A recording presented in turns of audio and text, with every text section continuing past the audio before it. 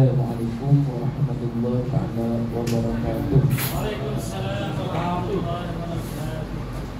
Bismillahirrahmanirrahim. Alhamdulillahirabbil alamin.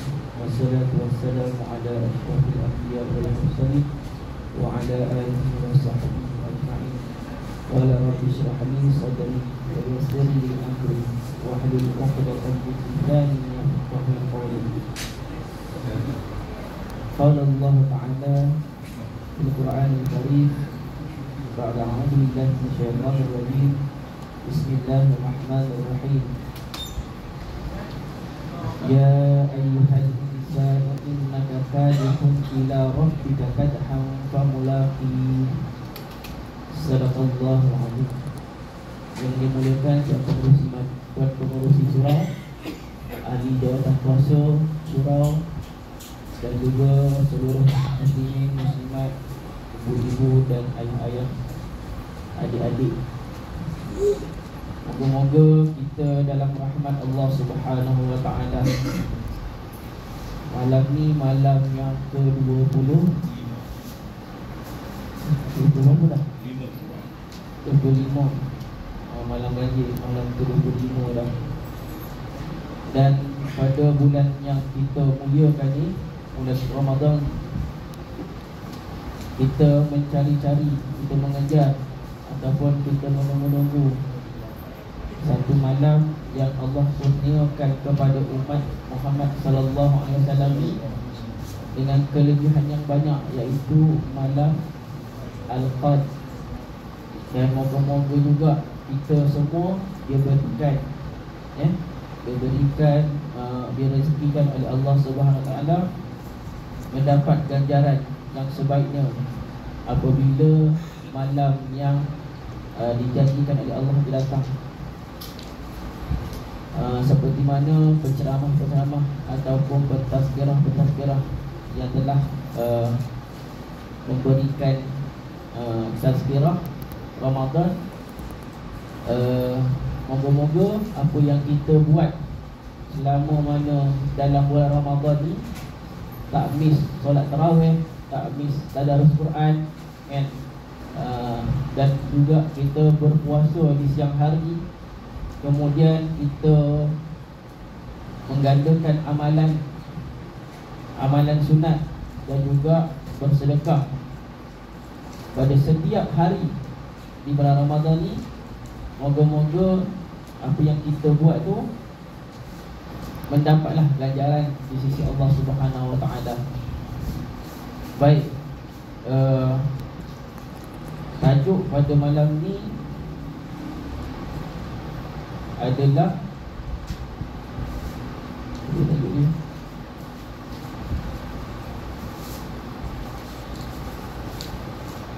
kejar akhirat, dunia kau dapat. Kita kejar akhirat, dunia insya-Allah kita dapatlah. Tajuk yang diberikan. Bila kita sebut kejar dunia, insya-Allah kita akan dapat akhirat. Silap. Kejar akhirat, insya-Allah kita dapat dunia. Ini banyak cerita-cerita, kisah-kisah yang ditekankan untuk kita ni membuat amalan supaya di akhirat nanti kita tidak muflis. Kita simpan bekalan untuk ke dunia yang kedua katanya. Dunia yang kita tak akan mati lah, akan hidup selamanya.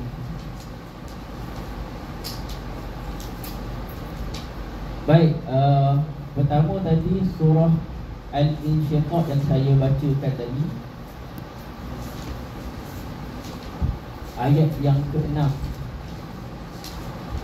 Maksud dia, wahai manusia, sesungguhnya kamu telah bekerja dengan sungguh-sungguh menuju Tuhanmu, maka pasti kamu akan menemuinya.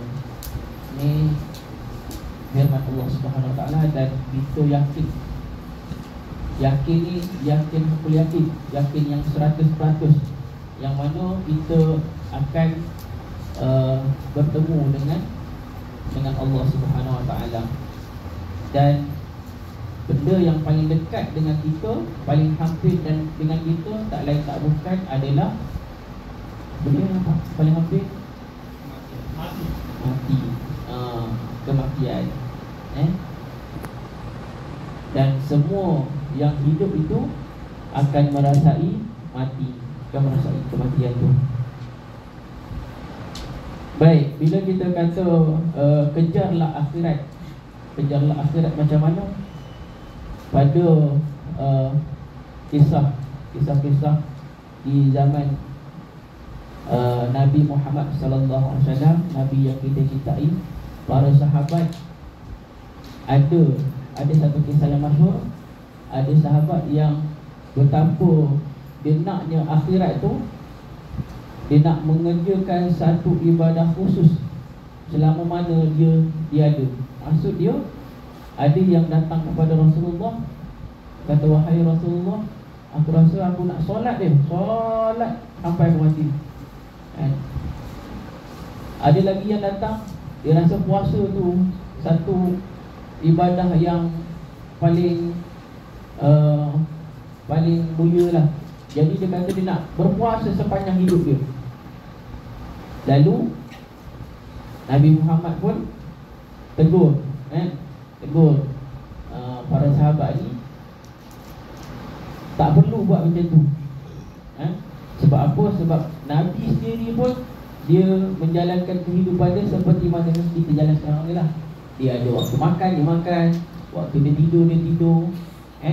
Waktu beribadah, dia beribadah. Jadi tak ada satu ibadah yang khusus yang menjanjikan kita mendapat ganjaran yang baik di akhirat nanti. Dan juga ada kisah yang lain pula, bila datang sahabat bertemu dengan Rasulullah sallallahu alaihi wasallam, menanyakan apakah amalan yang paling baik untuk dia dimasukkan ke dalam syurga. Ada dua sahabat, dua atau tiga sahabat. Dan sahabat-sahabat ini diberikan amalan khusus kepada sahabat-sahabat ini berlainan. Sahabat ini lain, sahabat ini lain. Dia tak sama. Sahabat ini Rasulullah kata berbuat baik pada ibu bapa. Sebab waktu itu dia ada ibu bapa. Jadi itulah amalan yang terbaik untuk dia dan membolehkan dia masuk ke dalam syurga Allah Subhanahu Wa Taala. Ada sahabat Nabi cakap jihad fi sabilillah. Dan pada waktu itu sahabat ni memang keutamaannya jihad fi sabilillah. Dan apa pun amalan khusus, amalan umum yang kita lakukan di atas muka bumi ini dengan niat kerana Allah Subhanahu Wa Taala, tidaklah menjanjikan amalan yang kita buat sebanyak mana yang kita buat tu menjadikan asbab untuk kita menerima syurga Allah Subhanahu Wa Taala. Bukan itu asbab dia. Walaupun ada satu hamba Allah ni dalam kehidupan dia yang panjang, sepenuh satu kehidupan dia, daripada awal dia lahir hingga dia mati, paling banyak dia melakukan dosa, paling banyak melakukan dosa. Tapi di akhirnya Allah beri ganjaran syurga. Sebab apa? Sebab ada satu benda yang dia buat dan Allah terima. Allah terima, lalu Allah redha dia. Kemudian dengan keredaan Allah Subhanahu Wa Taala tu, dia masuk ke syurga. Jadi jangan pula kita ambil yang ni, kita tak ambil benda lain, kita ambil pegang yang ni kan. Kalau macam tu tak perlulah kita buat baik pun. Yang penting nanti akhir nanti ni kita buat baik. Sebab apa? Sebab Allah tak menjanjikan kita, tak bagi tahu alamat-alamat kat kita bila kita nak akhir. Entah kita tak tahu kan, tak sekejap lagi ke, sehari lagi ke, 2 hari lagi, seminggu, sebulan, setahun. Kita tak tahu benda tu, rahsia Allah. Tapi amat malanglah apabila waktu itu tiba, waktu kita nak bertemu dengan kematian tu, dalam keadaan kita tidak melakukan amal soleh. Tidak melakukan amal soleh, sebab tadi saya kata ada yang orang buat jahat selama lama pun buat jahat, akhirnya dengan satu amalan Allah terima dia masuk ke syurga. Jangan ambil yang tu, dan ada juga hamba Allah yang sepanjang kehidupan dia ni, dia berbuat baik, beramal soleh sepanjang kehidupan dia, tetapi di akhirnya Allah campakkan dia ke dalam neraka Allah. Na'udzubillah. Sebab apa? Sebab satu benda juga. Yang tadi, walaupun sejahat mana pun dia ni, sampai satu masa Allah berikan taufik dan hidayah dia kembali kepada Allah dan dia bertaubat, taubat yang sebenar-benarnya taubat, dan Allah terima taubat dia, lalu Allah masukkan dia dalam syurga.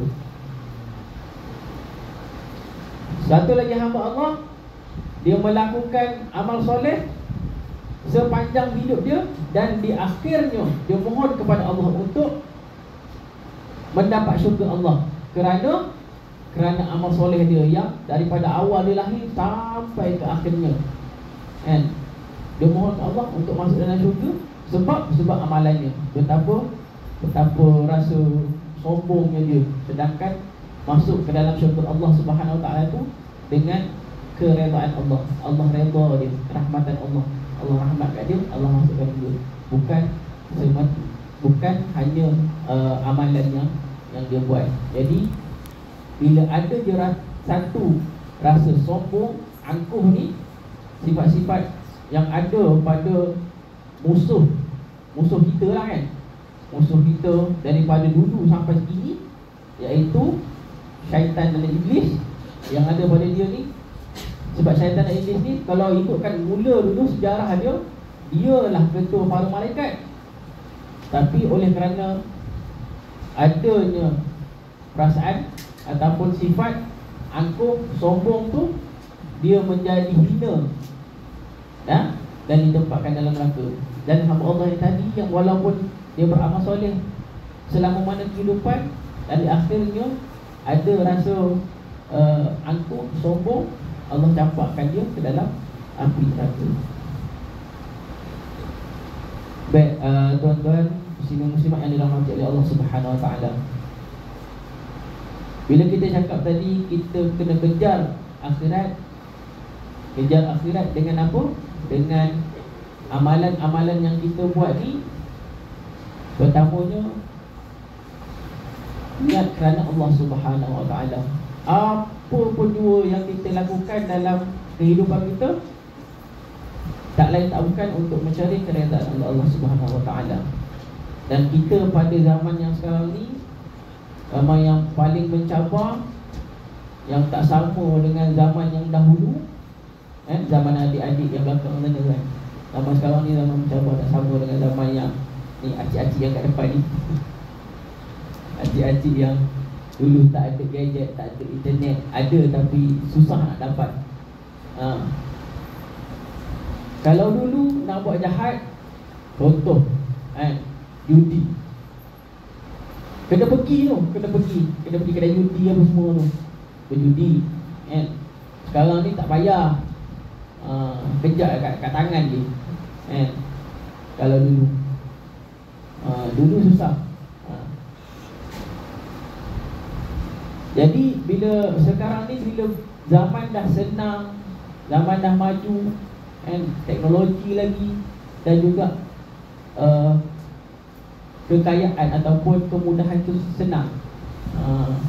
Kan kalau dulu motor, berapa kerat je yang ada motor. Kalau zaman 90-an dulu, berapa kerat je yang ada motor. Tak ada semua ada motor. Kalau nak dibandingkan sama sekarang ni, tak ada rumah pun yang tak ada motor. Contohnya lah kan. Sebab itu dah jadi keperluan kita. Kalau dulu kereta tu memang orang tu orang ada je. Kalau yang tak ada kereta tu naik bas lah. Naik bas, ataupun kalau bahasa yang Kelantan tu bas tujang. Jalan kaki. Jalan kaki kan. So zaman 90-an, zaman 80-an dulu, merasalah nak pergi sekolah jalan kaki. Dan sekolah yang sama juga, jalan kaki. Berapa jauh pun. Sekarang tak maunya. Paling-paling tidak basikal, paling-paling tidak lah. Tapi rasa sekarang ni tak nampak dah basikal. Basikal pun bangla je yang kata basikal kiri kanan pun. Anak-anak kita tak ada dah basikal. Kalau basikal pun ada yang kecil-kecil tu main kat taman. Paling tidak motor sekarang ni. Motor. Paling wow kereta. Naik kereta. Dulu bas. Sekarang ni bas pun kita dah lupa dah nak bas macam mana. Nak balik kampung naik bas pun lupa dah nak macam mana. Bukan nak cakap orang lain, saya sendiri pun kalau nak balik Kelantan dah tak tahu dah mana terminal bas ni. Pudu dah tak ada. Pudu dah tak ada dah. Dulu Pudu bukan Pudu. Ni Putra. Tiang Putra. Dulu nak pergi Kelantan sana tu Tiang Putra. Sekarang dah tak ada dah. Pergi Putra Terposok tak ada dah. Oh tu. Baik, dengan zaman yang serba canggih ni, kita diuji dengan hawa nafsu kita. Kita kena bermujahadah melawan hawa nafsu. Yelah, benda-benda yang seronok di dunia ni memanglah seronok kan. Nak itu, nak ini. Tapi dengan rasa ketakwaan, dengan rasa keimanan kita perlu bermujahadah mengawal hawa nafsu kita. Bukan semua tak boleh, boleh. Bukan semuanya disekat. Tapi kita ada limit dia. Sebab tu kita ada dengar kata-katanya, dunia ni syurga bagi orang kafir, tapi penjara bagi kita orang muslim. Sebab apa? Sebab kita kat atas dunia ni kita ada had limit kita. Kita ada batasan antara yang boleh dan yang tak boleh. Bila lebihnya limit tu, lebih daripada batas halal haram tadi tu, amat rugilah kita nanti kan. Jadi kisah yang tadi dengan apa yang kita rasa dunia terlebih, dengan apa, dengan teknologi, dengan kekayaan. Cerita ni juga kita dapat tengok pada kisah Nabi Allah Adam alaihi salam. Nabi Adam alaihi salam, yang mana Adam alaihi salam ni bila Allah cipta dia, Allah ciptakan Adam ni, tempatnya di syurga Allah. Dan ada dalam Al-Quran Allah menyebut supaya Adam ni duduk dalam syurga ni. Tak kisahlah buat apa, duduk kat dalam syurga, tak kisah buat apa, kecuali satu je. Kecuali satu, apa dia? Jangan hampiri satu pokok kan. Jangan hampiri satu pokok. Tapi kisah tu supaya kita ambil pengajaran lah tiba. Baik, walaupun sekarang ni zaman serba canggih, mungkin teknologi itu menjadikan asbab untuk kita merasakan dunia ni satu kegilaan ataupun apa yang kita nak dekat dunia je, kita tanpa kita memikirkan ataupun kita lupa pada hari akhirat tu. Tapi dengan teknologi itu juga ada juga kebaikan dia untuk dengan teknologi itu tadi. Macam mana dengan teknologi tadi, dengan internet tadi, ada part-part yang kita boleh ambil. Contoh dia, dalam internet ataupun dalam YouTube juga ramai pendakwah-pendakwah masukkan konten ataupun motivasi-motivasi untuk kita, nasihat-nasihat untuk kita berada dekat dalam kerangka ataupun limit tadi, limit Islam tadi. Jadi benda-benda itu sepatutnya kita kena explore, kita kena tengok menggunakan teknologi tadi. Sekarang ni pula lebih wow, orang buat pula satu aktiviti, apa dia, sembang santai isu agama. Menyembang je lah. Tak seorang moderator, seorang ustaz, sembang-sembang je. Jadi dalam tak sengaja ramai yang rasa suka benda tu. Jadi cara dakwah ni macam-macam lah caranya. Baik, jam pun dah 10.30. Muka pun tengok jam belaka tu. Untuk akhir, sebelum kita menerima santapan. Ada ke santapan? Suka saya sebutkan ada satu sabda Rasulullah sallallahu alaihi wasallam yang bermaksud bukan sabda, doa Rasulullah sallallahu alaihi wasallam. Rasulullah doa apa?